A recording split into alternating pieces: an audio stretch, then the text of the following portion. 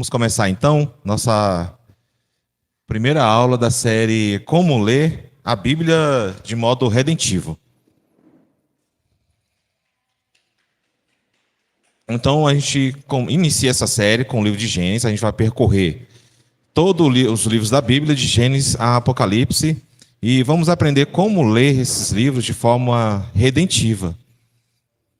Para início dessa aula, a gente pode ler 2 Timóteo 3,16,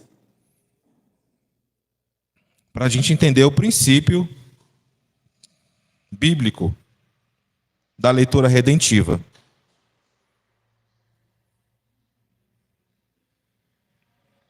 Vamos ver se é segundo ou terceiro. 3,16. É segundo mesmo, né? Isso.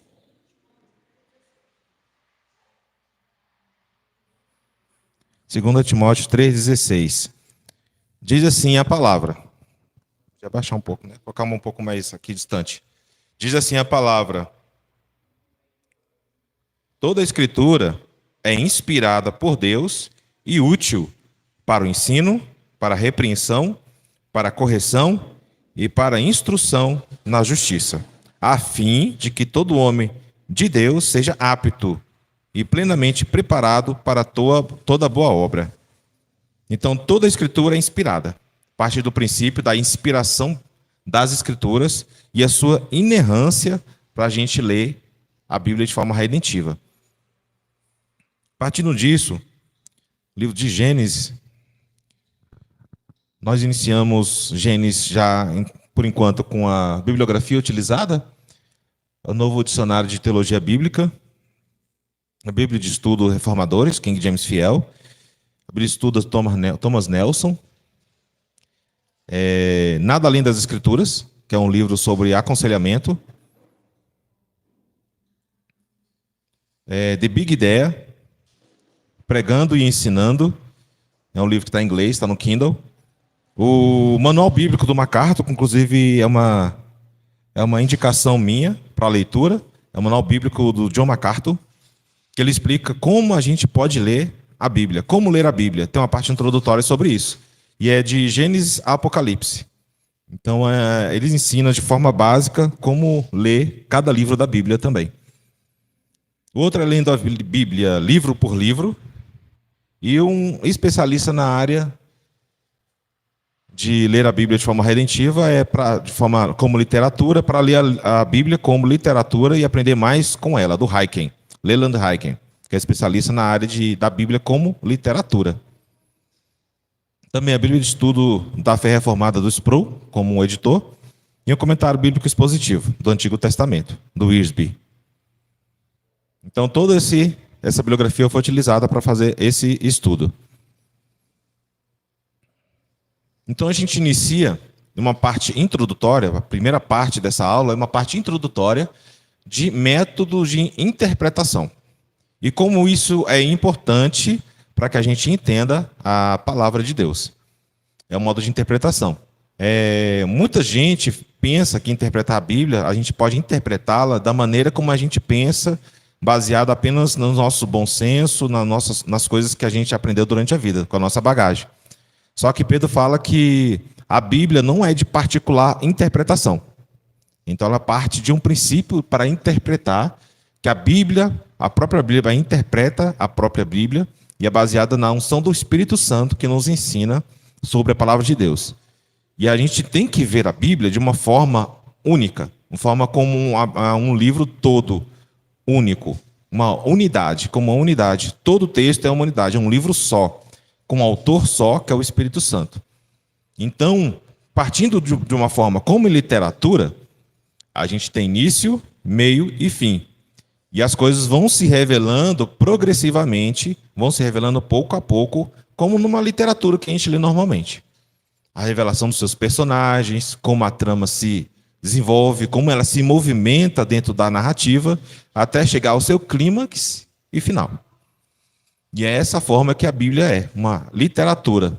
Inclusive, era uma literatura tão perfeita que a maioria das literaturas clássicas elas se baseiam na forma como a Bíblia narra os seus fatos. porque o autor é o Espírito Santo. Então, o primeiro método de interpretação bíblica é o método histórico redentivo, que foca na narrativa da redenção ao longo da história bíblica. Então, ao longo da história bíblica, ela vai revelando a sua redenção, como um quebra-cabeças. Então, à medida que flui a narrativa, cada peça vai sendo colocada no seu lugar, até que no final ela fica toda montada e a gente vê uma imagem, um todo completo da Bíblia. Mas ela vai falando isso de forma gradual, não de uma vez. Até o próprio Cristo, quando ele foi revelando as verdades, ele foi revelando de forma gradual, de forma de parábolas. E na medida que ele foi revelando de uma maneira mais pesada a verdade, muitos até deixaram ele, não conseguiram compreender a mensagem. Falaram que a mensagem era muito pesada. Por isso que é de forma gradual, para não chocar tanto. Então ele mostra como cada texto se relaciona com o plano de Deus para a salvação. Então todo o texto bíblico, ele vai revelar o plano de salvação. Não só personagens, não só símbolos, mas também com eventos, com acontecimentos. Então ela aponta para a redenção em Cristo Jesus desde o início. Desde a primeira palavra, desde a primeira frase de Gênesis, nós vemos a redenção em Cristo Jesus. Cada capítulo e versículo tem um marco de onde se pode ver o progresso do plano redentor de Deus. Cada parte dele. E a gente vai verificar isso na própria palavra princípio. Que a gente vai ver no hebraico como essa palavra aponta também para Cristo. Então, desde o início, ela aponta. Nisso, a gente entra na parte da teologia bíblica, que eu até mandei no grupo para vocês lerem, para trazerem perguntas. Não sei se vocês leram. Leu? Entendi. Mais ou menos, né? Então, a teologia bíblica, ela vai falar, tem por foco compreender o ensino das Escrituras no seu contexto histórico e literário. A teologia bíblica, ela vai mostrar isso que eu já estou falando para vocês, sobre a progressão da mensagem da redenção em Cristo, considerando como se desenvolve e progridem as ideias ao longo da narrativa bíblica. É isso que é teologia bíblica. Então, ele vai mostrar a unidade, a Bíblia como unidade, e vai mostrar como a redenção, que é o foco da revelação de Deus. Deus revelou a Bíblia toda com um foco. Mostrar a sua glória através da nossa redenção em Jesus Cristo. É assim que ele demonstra a sua glória. Mostrando essa redenção desde o início. Então ele vai contar a queda? Vai. Mas vai contar já uma esperança, já apontar para uma esperança. Então o foco não é a queda em si, mas o foco é a redenção em Cristo. Tudo bem? Dentro ainda da teologia bíblica, ela vai mostrar como a revelação de Deus, ela como se apresenta na própria Bíblia, dentro dela mesma. Ela não vai buscar recursos externos ou pensamentos ideológicos das pessoas para colocar uma interpretação dentro da Bíblia. É uma exegese, trazer uma interpretação de fora. A gente não vai tentar tirar de dentro da Bíblia a intenção do autor, que é exegese, e não colocar uma ideia dentro da palavra de Deus, que é o que muitos têm feito hoje. Ela tira do seu contexto, eu coloco a minha ideia para interpretar de acordo com o que eu acredito, com a minha ideologia, com o meu pensamento. Então, na verdade, ela como se apresenta na Bíblia. Ela possui alguns elementos, essa teologia bíblica. O primeiro elemento dela é que ela vai trazer uma revelação progressiva. Ela não vai chegar já no início de Gênesis falando Jesus Cristo vai nascer de uma virgem e vai trazer redenção através da sua cruz e ressurreição e vai ascender ao céu. Ele já não chega falando de uma vez. Ele vai primeiro trazer no princípio, a palavra no princípio, que é Bereshit. E ela vai revelando progressivamente Cristo e sua obra redentiva. Progressivamente. Esse é um elemento da teologia bíblica, de forma resumida. Então, a teologia bíblica vai mostrar essa revelação progressiva através de um contexto histórico e cultural. Então, ela vai apontar para aquilo que está na palavra, naquilo que o autor quis dizer para o público local, naquela época, e através da sua cultura. Então, ela vai revelar através desse contexto histórico e cultural. E como ela vai se aplicar na nossa vida. E isso, a teologia, ela vai demonstrar uma unidade das Escrituras. Já que é uma revelação progressiva, eu não posso ler a Bíblia de forma estanque. Eu não posso ler um capítulo e entender um capítulo de uma forma, eu parto para o segundo capítulo como se eu não esquecesse o primeiro capítulo, como se fizesse parte de um texto só. É isso que a gente comete muitos erros na interpretação bíblica, é você não considerar a Bíblia, um livro, por exemplo, como um todo. Você lê uma carta inteira para entender o que o autor quer dizer. Você não vai pegar no meio da carta, pegar uma frase e tentar adivinhar o que o autor quer dizer apenas com aquele texto no meio da carta. Ele tem primeiro que ler toda a carta para entender a intenção do autor. É essa a característica da teologia bíblica como unidade. Ela vai apontar para a unidade das Escrituras. Não como fragmentos, como a coxa de retalhos. Tinha um amigo antigamente, era o Rubens, né, presbítero Rubens, ele sempre falava isso sobre as bolinhas de gude lançadas assim, e você pegava uma bolinha de gude e revelava alguma verdade que você entendia. Na verdade, a Bíblia é uma tapeçaria, é uma coxa de retalhos. Se você vê por trás, é como a gente lê a Bíblia às vezes, a gente vê só umas costuras sem nexo. Parece não ter nexo. Mas como você vira a tapeçaria, você vê o desenho completo.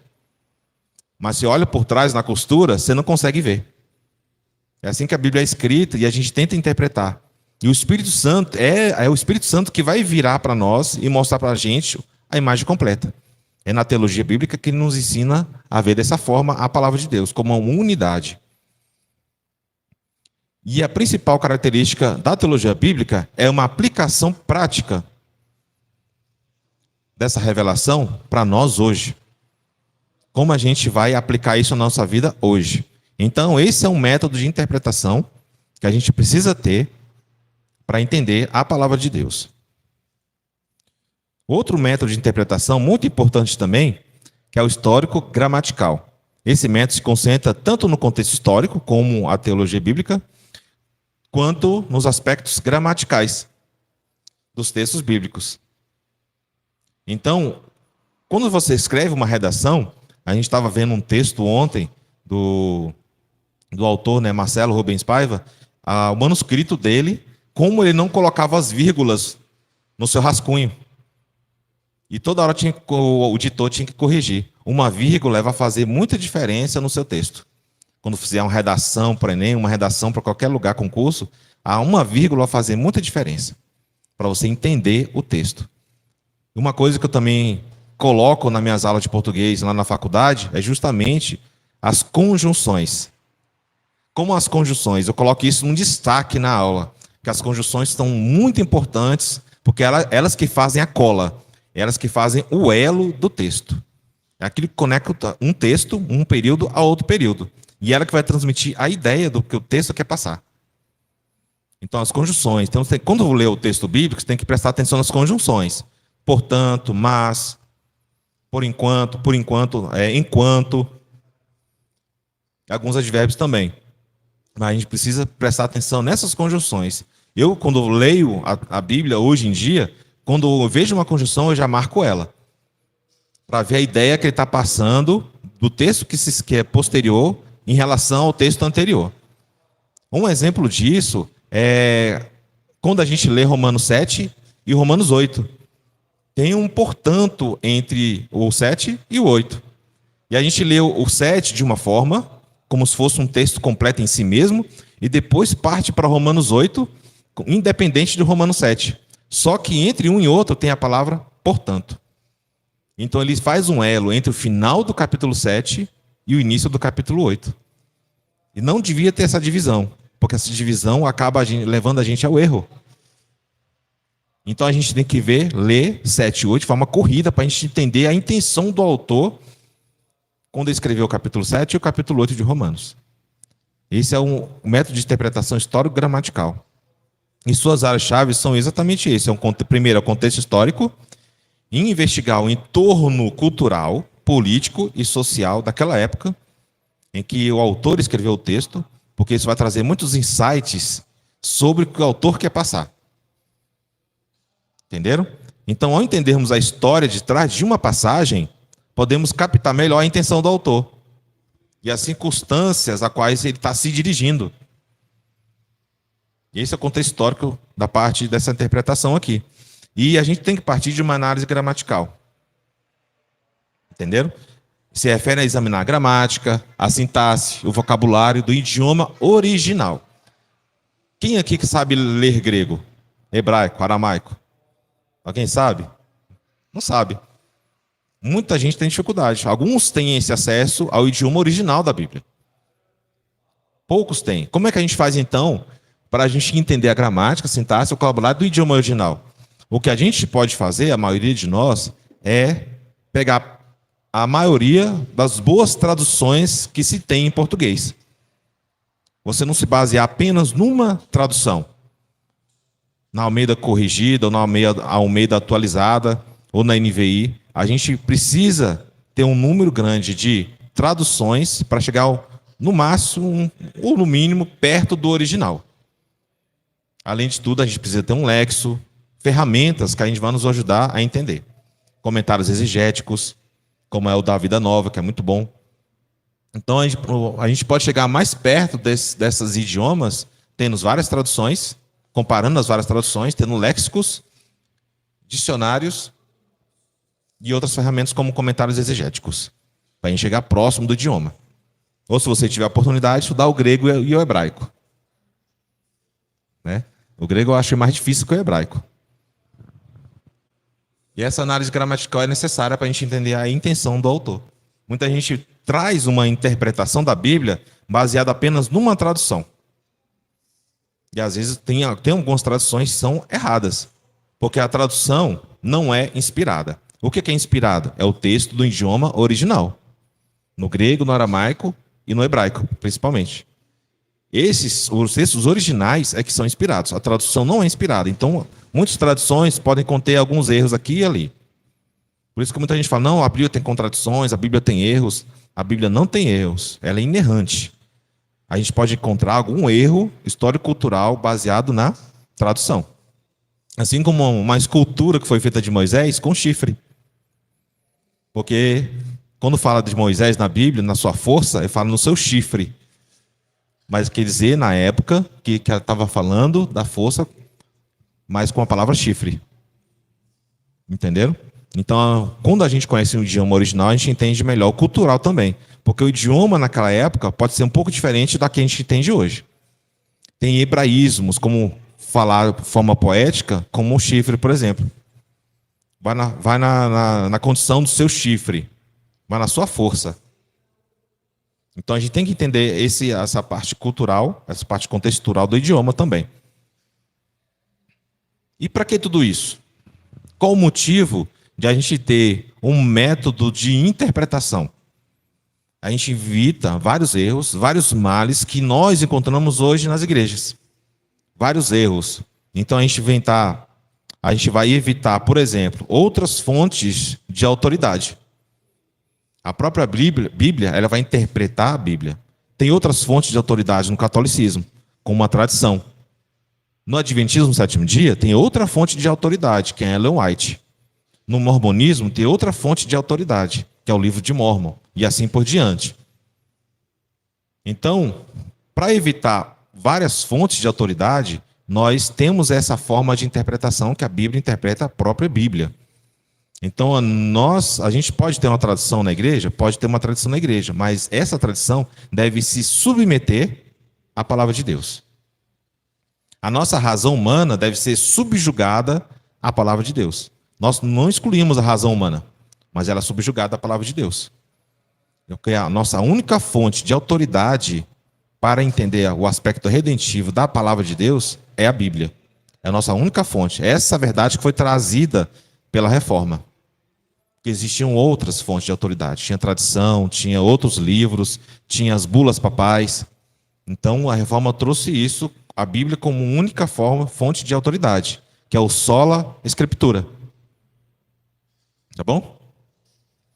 Outro motivo é para evitar em ver a Bíblia como algo que nos faz sentir bem.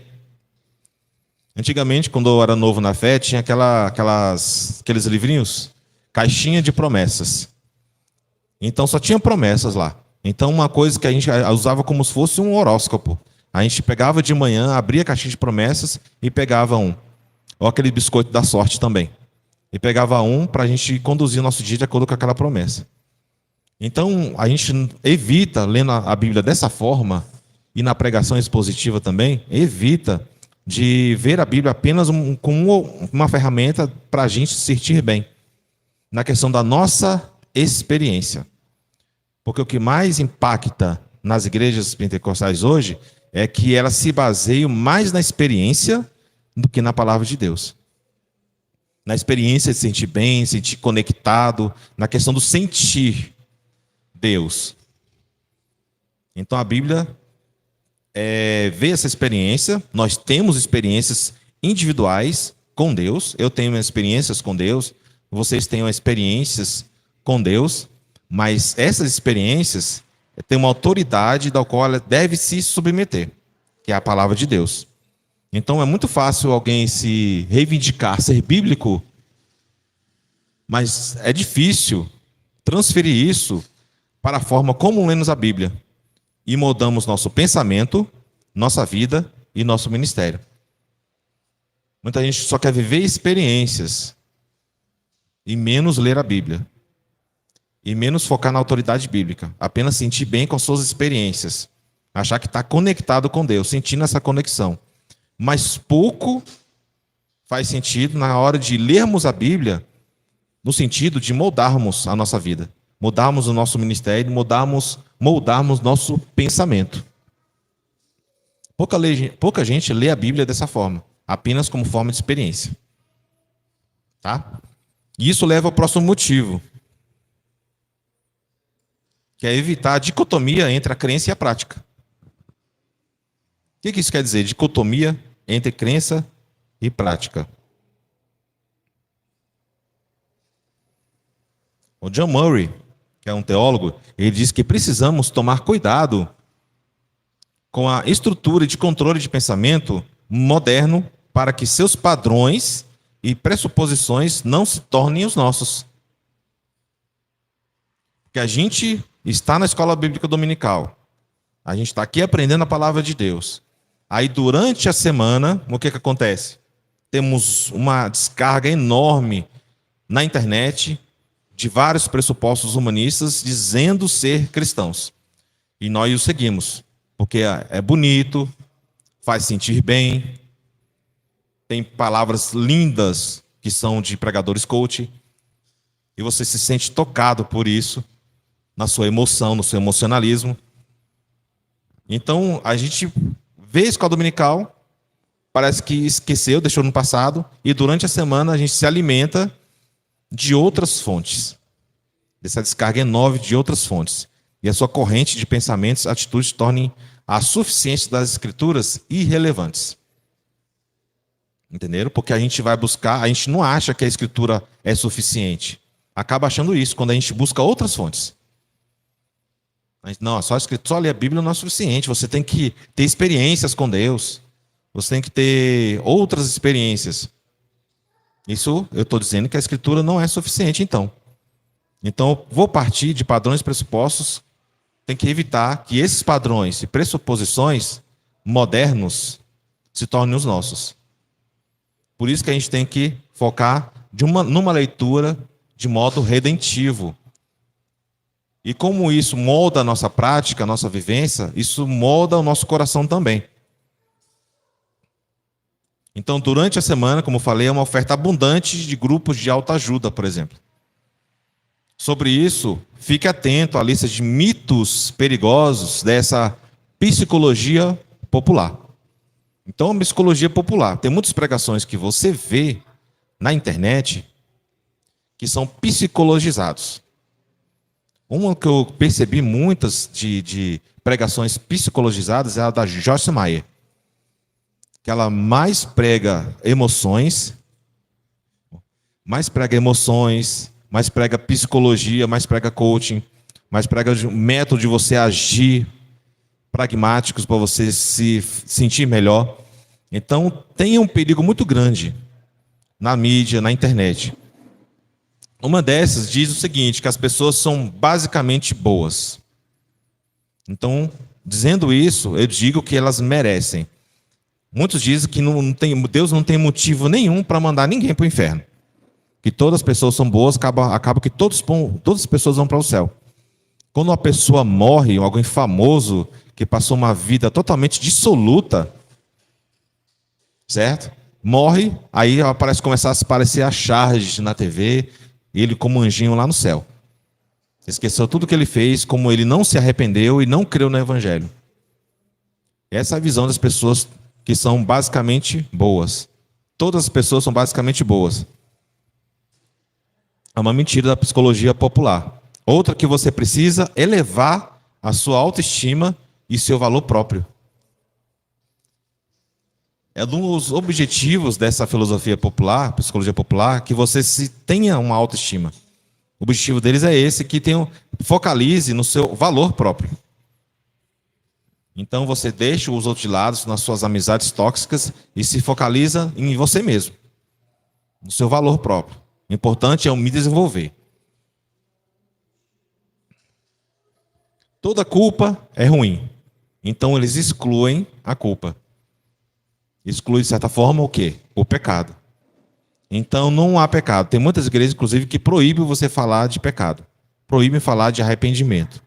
Apenas outras coisas, como pessoas basicamente boas, né? Autoestima, valor próprio. Discurso de psicologia popular. Então a culpa ela é retirada disso. Só que quando você lê de forma redentiva, você vai ver que existe uma queda, uma criação, uma queda e uma redenção. Quando você lê de forma redentiva. Então você percebe que realmente existe uma culpa, existe o pecado. E que todos nós somos assim. E que precisamos desse aspecto redentivo. Outra coisa que você precisa pensar positivamente. Muita gente fala que você tem que ter fé. Não, só precisa ter fé. Você vai conseguir. Tenha fé.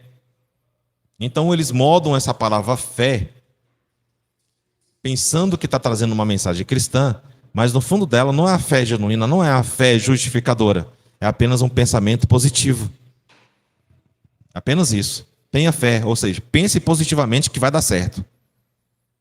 Pense certo e vai acontecer. Isso tem no mundo, mas tem nas igrejas também. Você pensar e acontecer. Você falar e acontecer. Como se você fosse um pequeno Deus. Então, a leitura de forma redentiva, ela vai tirar esses erros. E outra coisa que você tem poder e potencial ilimitados. É uma das coisas da psicologia, da pregação coach que está tendo hoje em dia. Você tem um poder, você pode. O poder está em você. Você tem um potencial ilimitado, você consegue. Confie em si mesmo. Então, isso é da psicologia popular. E essa psicologia popular tem adentrado as igrejas. Muitas igrejas aderiram tudo isso aqui. Para atrair gente, para atrair pessoas. E sua felicidade é o mais importante. É importante que você seja feliz. Você pode adulterar? É importante que você seja feliz. Você pode ser quem você quiser, é importante que você seja feliz. Você pode se relacionar com o sexo oposto? Pode, desde que você se sinta feliz com isso. Então, o importante é a felicidade. Tem uma disciplina nova na UNB que foi criada, que é a felicidade. E tem uma disciplina nova também na Católica, que eu estudo na Católica, que fala sobre felicidade. Então, você precisa ser feliz. Se você não é feliz, algo está errado no seu cognitivo, algo está errado no seu cérebro. Então, você precisa ser feliz. Nem que para isso você tome remédio para se sentir feliz. Então, ficar triste um pouco não é admissível. Você tem que estar feliz. É essa a psicologia popular. É isso que a gente tenta evitar lendo a Bíblia de forma redentiva. É um dos motivos para a gente ler de forma redentiva. Outro motivo é que evita vários tipos de relativismo. O secularismo nascido no iluminismo, isso resultou numa cultura pós-moderna, que é um relativismo cultural. Como, por exemplo, a etnicidade consciente, a crítica histórica e a pregação tópica. A gente vai falar cada uma delas aqui, de forma resumida. A etnicidade consciente ressurgiu no mundo pós-moderno, e logo, mundo pós-moderno, não. mundo pós-colonial.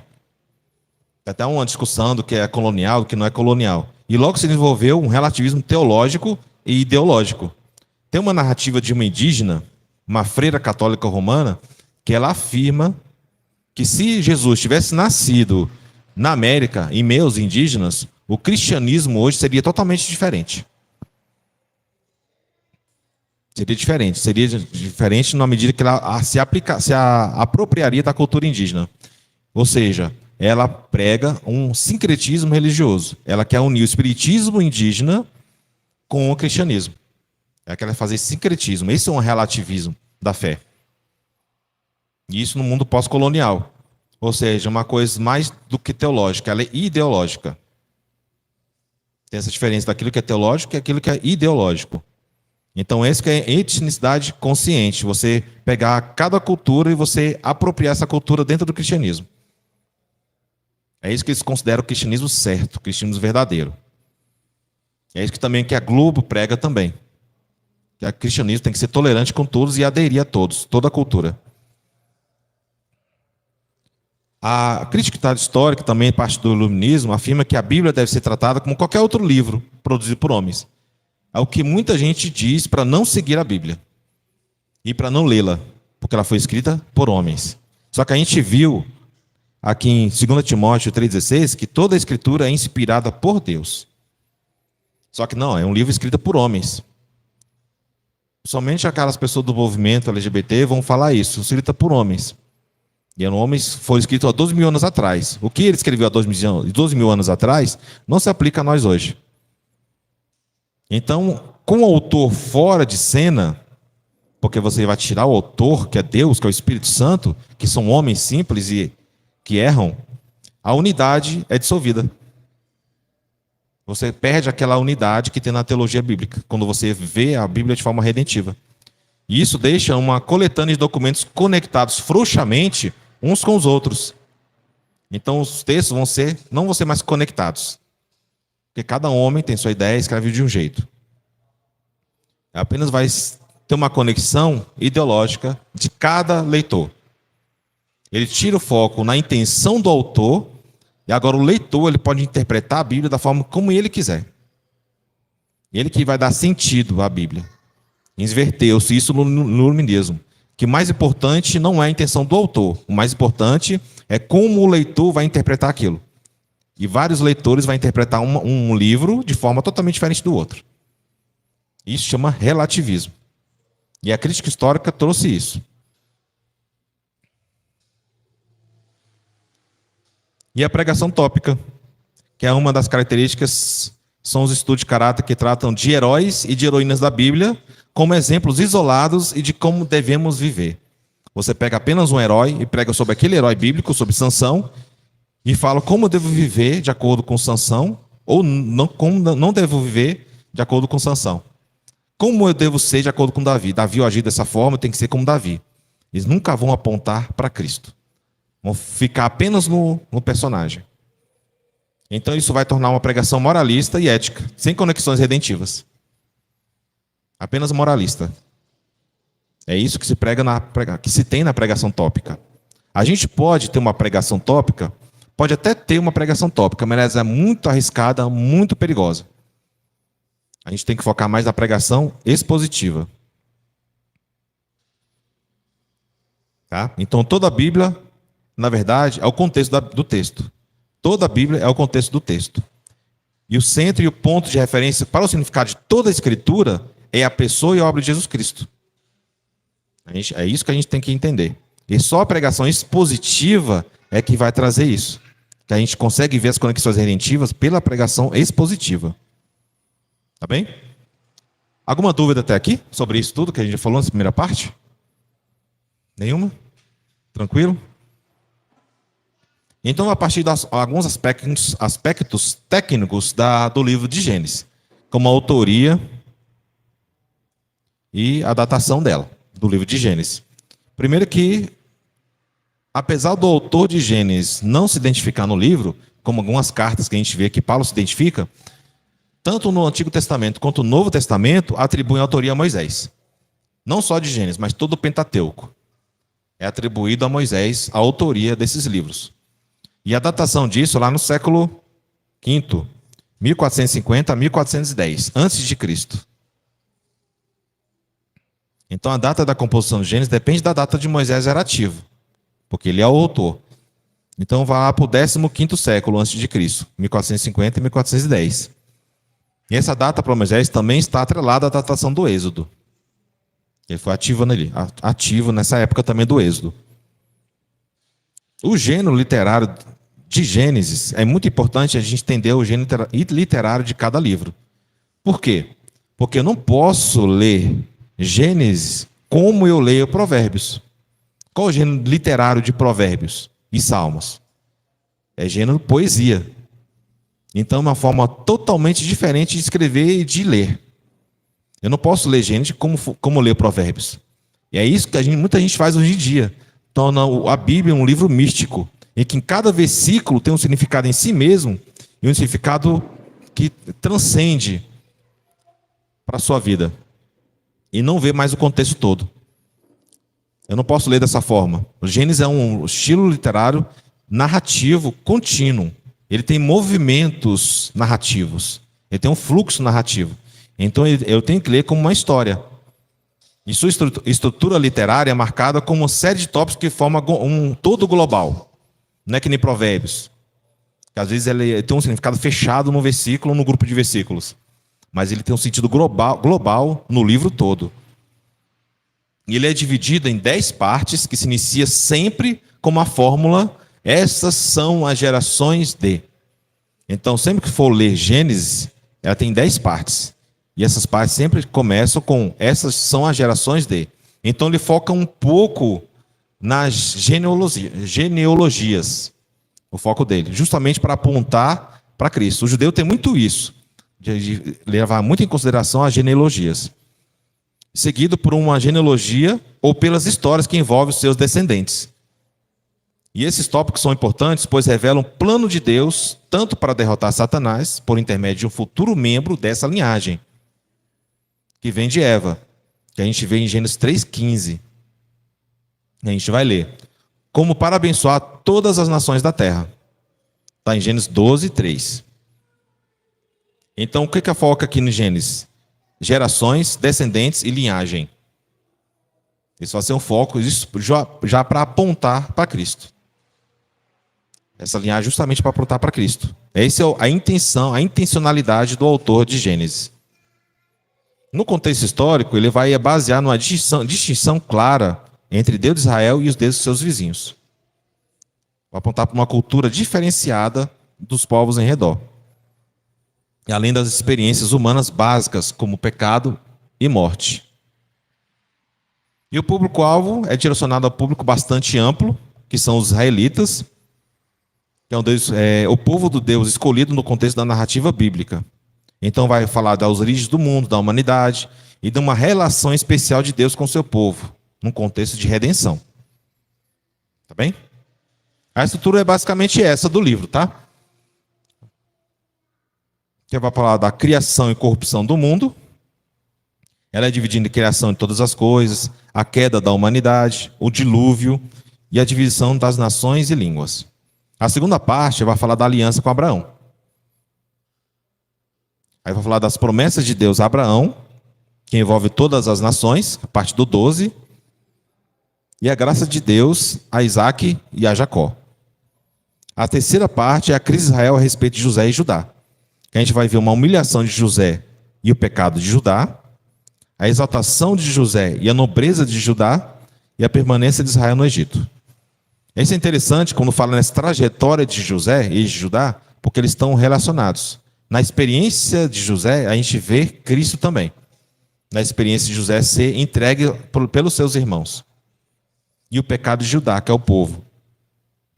E a exaltação de José, que simboliza Cristo, e a nobreza de Judá, que simboliza os judeus.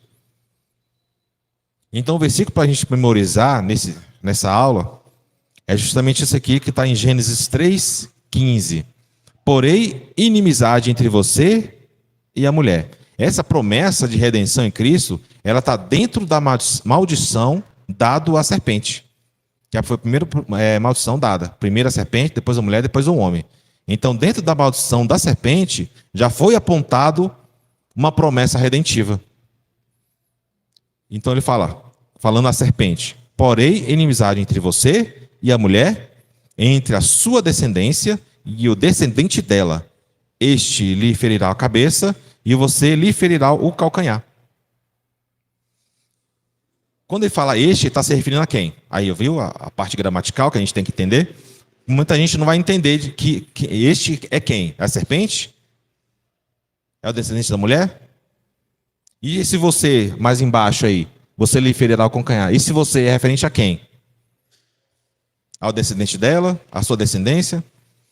Por isso que a gente tem que entender um pouco de gramática aqui também para entender o texto. Este, lembra que tem no português, tem este e esse. Este vai se referir ao anterior. E esse vai se referir ao que vem posterior. Este está referindo ao anterior dela, que é o descendente dela. Este, o descendente dela, que é Jesus, ferirá a cabeça da serpente. E você, que é a sua descendência, é a serpente que vai ferir o calcanhar de Jesus? Não é a serpente, é a descendência da serpente que vai ferir o calcanhar de Jesus, apontando para o seu sofrimento, como ele vai conquistar a nossa redenção. Então esse é o versículo-chave, é um versículo para se memorizar. Gênesis 3,15. Porém, inimizade entre você e a mulher, entre a sua descendência e o descendente dela. Este lhe ferirá a cabeça e você lhe ferirá o calcanhar. Você, a sua descendência. Então a gente parte agora, acho que não tem nenhuma dúvida sobre isso aí, né? Esses aspectos técnicos do livro, sobre a data, não, né? Então a gente vai ver agora os aspectos redentivos de Gênesis, que vai apontar como a gente deve ler Gênesis.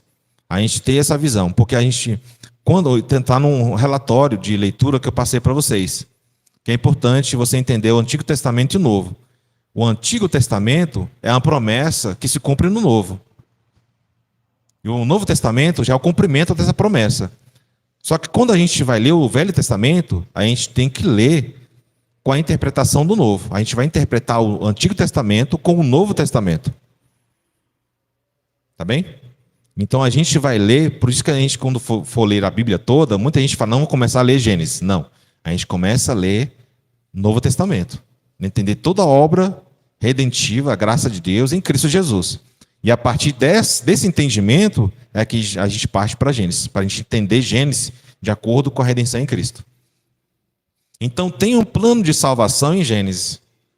Não é só um livro de histórias comum, escrito por homens comuns. Tem um plano de Deus intencional ali. Deus revela a sua graça de forma gradual em Gênesis. Primeiro ele coloca uma promessa, Gênesis 3,15, que a gente acabou de ver. E a gente vê o cumprimento dessa promessa em Hebreus 2. Hebreus 2,5.